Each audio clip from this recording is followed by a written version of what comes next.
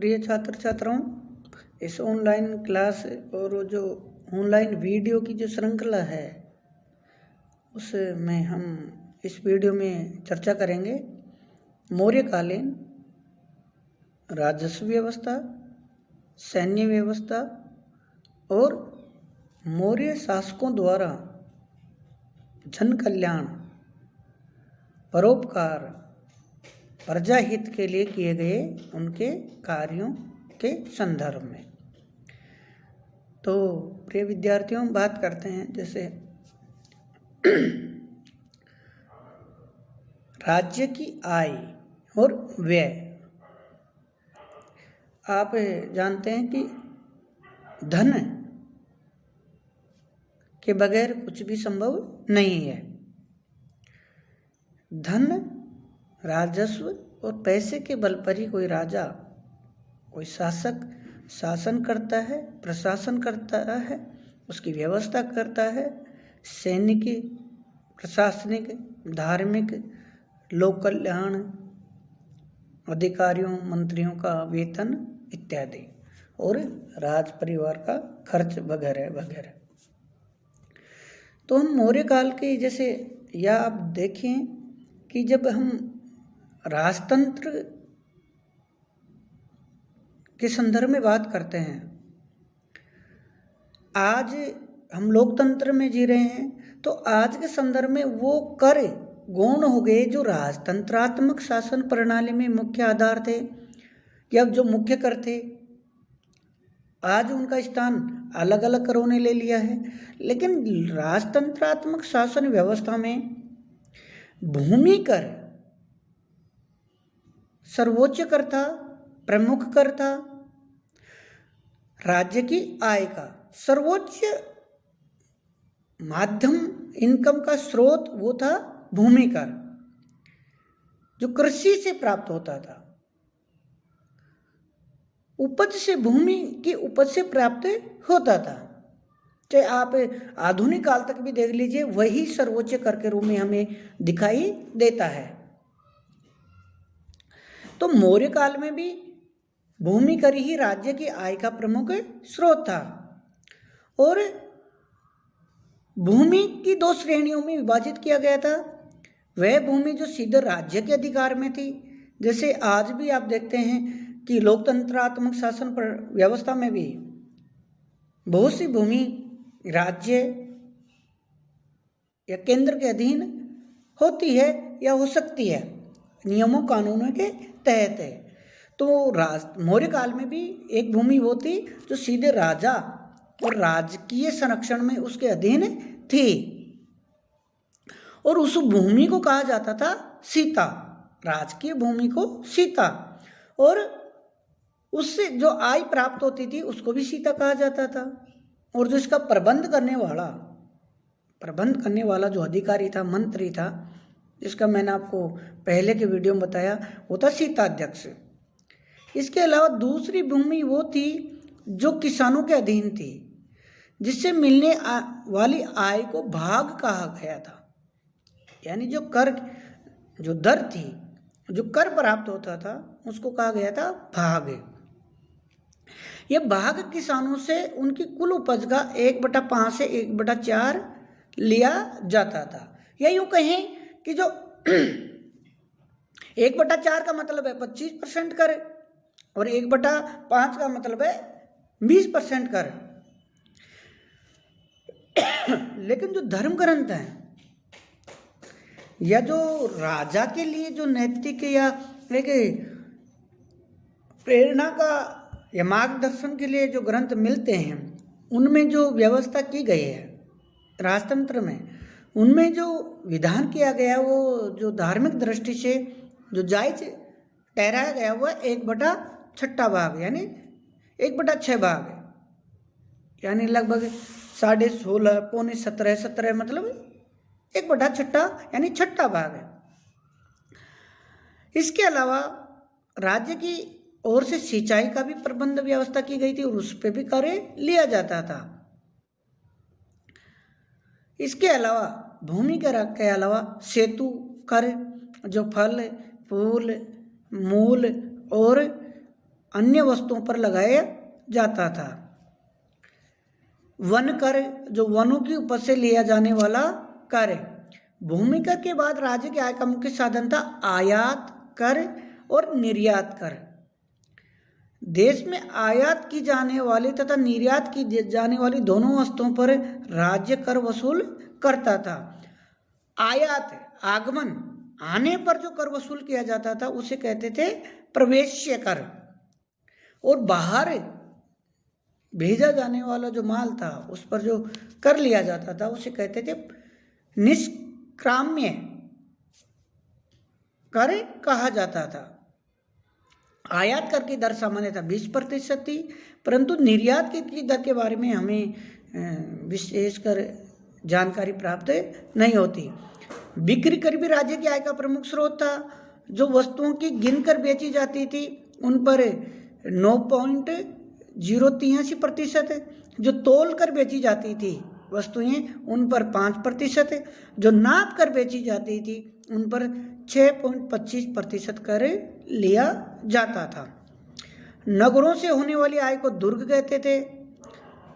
अन्य आय अनेक स्रोतों से प्राप्त हो, जिसके शासन करने वालों के में नमक बनाने वालों से, शिल्पकारों से, कसाईयों से भी, तेल व्यापारियों से भी, जुआरियों से भी आमदनी होती थी। इसके अलावा जो विभिन्न न्याय व्यवस्था के संदर्भ में हम देखते हैं, दंड विधान, जिसमें अपराधी पर जुर्माना लगाया जाता था, उन जुर्मानों से भी काफ़ी इनकम यानी आय प्राप्त होती थी। वह भी राज्य के आय का मुख्य स्रोत था। आजकल की भांति राज्य अपना कुछ व्यवसाय व्यापार भी करता था, इससे भी काफ़ी आय प्राप्त होती थी। ये तो बात हुई राजस्व व्यवस्था की। अब हम बात करते हैं सैनिक व्यवस्था। मौर्य काल, आप जैसा कि देखते हैं, मौर्य काल प्राचीन भारतीय इतिहास का एक विशालतम साम्राज्य था, जिसमें पहली बार चक्रवर्ती सम्राट, केंद्रीकृत शासन व्यवस्था आदि के हमें लक्षण और प्रजाहित लोक कल्याण के आदर्श हमें दिखाई देते हैं। तो एक विस्तृत मौर्य साम्राज्य और उनका जो विशाल भौगोलिक क्षेत्र में जो साम्राज्य विस्तार था, भौगोलिक विस्तार था, उत्तर से दक्षिण, उत्तर में हिमालय से लेकर दक्षिण में कर्नाटक, आंध्रा तक, पूर्व में बंगाल से पश्चिम में सौराष्ट्र, हिंदू कुश का जो क्षेत्र, इतने विशाल साम्राज्य पर शासन कैसे किया जा सकता है? अपनी सेना के बल पर, अपने सैनिकों की संख्या के बल पर, सैनिक शक्ति के बल पर। तो मौर्य काल में एक विशाल और स्थायी और एक सुव्यवस्थित, संगठित, अनुशासित सेना थी। चंद्रगुप्त मौर्य ने अपने साम्राज्य का निर्माण सैनिक शक्ति के बल पर किया था। अतः साम्राज्य के प्रसार, सुरक्षा की दृष्टि से उसके लिए एक सुसंगठित सेना रखना एक अनिवार्य था। और आप जैसे देखते हैं कि हम बात करते हैं, आज तो करो चलो इनके मायने बदल गए, लेकिन जब आप प्राचीन काल में पढ़ेंगे या प्राचीन काल, मध्यकाल तक भी हम पढ़ते हैं, चतुरंगिणी सेना जो नाम मिलता हमें, चतुरंगिणी सेना, जिसके 4 रंगों, 4 अंगों, 4 भाग हों, वो इस दृष्टि से हमने एक विशाल स्थायी सेना का संगठन किया।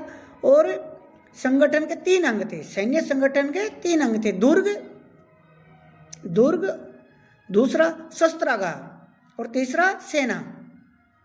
साम्राज्य की सुरक्षा की दृष्टि से दुर्ग अत्यधिक महत्वपूर्ण थे। उसके साम्राज्य कई प्रकार के दुर्ग थे, जैसे जल दुर्ग जो पानी के अंदर थे या पानी के द्वारा सुरक्षित थे, गिरि दुर्ग पहाड़ी पर जो दुर्ग थे, मरु दुर्ग जो मरुस्थल में स्थित थे, वन्य दुर्ग जो वनों में स्थित थे, जंगलों में मजबूती के लिए, सुरक्षा के लिए, स्थल दुर्ग आदि। दुर्गों की रक्षा के लिए पर्याप्त सैनिक रखे जाते थे और सैनिक दीर्घकाल तक शत्रु से लोहा ले सके, इस दृष्टि से दुर्गों में पर्याप्त मात्रा में खाद्य पदार्थ यानी भोजन सामग्री भी रखी जाती थी। सैनिकों के लिए अस्त्र शस्त्रों का निर्माण किया जाता था और शस्त्रार्थों को बड़े बड़े शस्त्रागारों में रखा जाता था। यह सारा काम आयुधगारा अध्यक्ष के देख रेख में होता था, जिनका हमने जिक्र पहले ही कर लिया है। चंद्रगुप्त मौर्य के पास एक विशाल सेना थी। उसकी कुल संख्या 6,90,000 थी, जिसमें 6 लाख तो पैदल सेना थी, 30,000 अश्वारोही यानी घुड़सवार सेना थी, 24,000 रथी थे यानी रथ सेना थी, और 8,000 रथ थे, 9,000 हाथी थे, और 3,600 गज यानी हाथी सेना थी। इस विशाल सेना की व्यवस्था के लिए 30 सदस्यों की एक समिति बनाई गई थी, सैनिक मंडल बनाया गया था, जिसे 6 विभागों में बांटा गया था, जिसमें प्रत्येक में 5 सदस्य होते थे। प्रथम विभाग सेना का संचालन करता था। द्वितीय विभाग का काम संपूर्ण सेना के लिए सैन्य सामग्री और रसद का इंतजाम करना था। तृतीय विभाग का काम था पैदल सेना की व्यवस्था करना। चतुर्थ विभाग जो अश्वारोही सेना थी, घुड़सवार जो सेना थी, उसके लिए था। 5वां विभाग था रथ सेना का, और 6ठा विभाग था हाथी सेना, अस्थि सेना की देखरेख करना। चंद्रगुप्त मौर्य ने अपने सैनिकों को नियमित रूप से वेतन देने की व्यवस्था की। सैनिकों को राज्य की ओर से अस्त्र शस्त्र यानी युद्ध लड़ने के लिए अस्त्र शस्त्र दिए जाते थे। घोड़ों को बांधने के लिए अश्वशालाएं होती थी, हाथियों के लिए पोल बांधे गए थे। युद्ध में घायल सैनिकों की चिकित्सा का उत्तम प्रबंध था। इस प्रकार चंद्रगुप्त मौर्य की या मौर्यकालीन जो सैन्य व्यवस्था थी सुसंगठित व्यवस्थित थी। हम बात करते हैं अब जनहित के कार्य, लोक कल्याणकारी परोपकारी कार्य।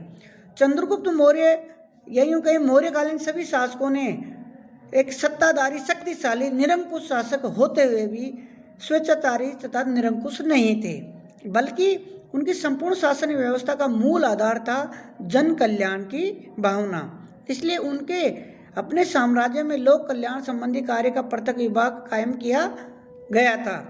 इस विभाग के माध्यम से अपने साम्राज्य में यात्रियों की सुविधा के लिए सड़कों का निर्माण, सरायों का निर्माण, कुएं खुदवाना, तालाब खुदवाना, झीलें बनवाना, नहरें निकालना, उनकी दूरी आगे तक बढ़ाना, किसानों की सिंचाई के लिए उनकी व्यवस्था करना, मुफ्त में चिकित्सालय औषधियों की व्यवस्था करना, उनका वितरण की व्यवस्था करना, शिक्षा की उन्नति के लिए शिक्षण संस्थाओं को पर्याप्त अनुदान की व्यवस्था करना, और साम्राज्य के विभिन्न भागों में विशाल अन्न गोदाम कायम करने के लिए अकाल के दिनों में लोगों को वहां से वितरण किया जाता था। इस प्रकार आप देखते हैं कि मौर्यकालीन जो प्रशासनिक व्यवस्था थी, जो राज्य था, शासन था, प्रशासन की जो धुरी थी, या यूँ कहें कि धुरी नहीं, आप ये मान के जो लक्ष्य था, अंतिम प्रशासन का जो मूल उद्देश्य था वो था प्रजा कल्याण, जनता की भलाई, लोकोपकारिता के कार्य करना, जनहित के कार्य करना। जब आप हम देखते हैं अशोक के संदर्भ में, जब अशोक एक नई और मौलिक अपनी अवधारणा लेके आता है, मौलिक चेतना जो विश्व में पहले से पहले कहीं दिखाई नहीं देती। हालांकि ये अलग चीज़ है कि सम्राट शासक प्रजा हितैषी रहे हैं, जनहित जनता का हित ही उनके लिए सर्वोच्च रहा है। ऐसे उदाहरण अनेक मिल जाएंगे, लेकिन ऐसा उदाहरण जो जनता को, प्रजा को अपनी संतान के समान, अपने पुत्र पोत्रों के समान माने, वो जो अवधारणा, जो मौलिक देन है, वो अशोक की ही देन है, पैतृक राजत्व का सिद्धांत है। इससे बाद में प्रजाहित, लोक कल्याण, जनता की भलाई के बारे में कुछ कहने को नहीं बचता, जिसमें अशोक स्वयं कहता है कि जिस प्रकार मैं अपने संतान का यही लौकिक और पारलौकिक, आध्यात्मिक, नैतिक, भौतिक सभी दृष्टि से मैं कल्याण चाहता हूँ, उनका हित चाहता हूँ, उनका परलोक, यही लोक, ये लोक ही नहीं बल्कि परलोक भी सुधारना चाहता हूँ, तो आप सोच सकते हैं कि वो शासक कितने लोक कल्याणकारी, परोपकारी रहे होंगे। धन्यवाद।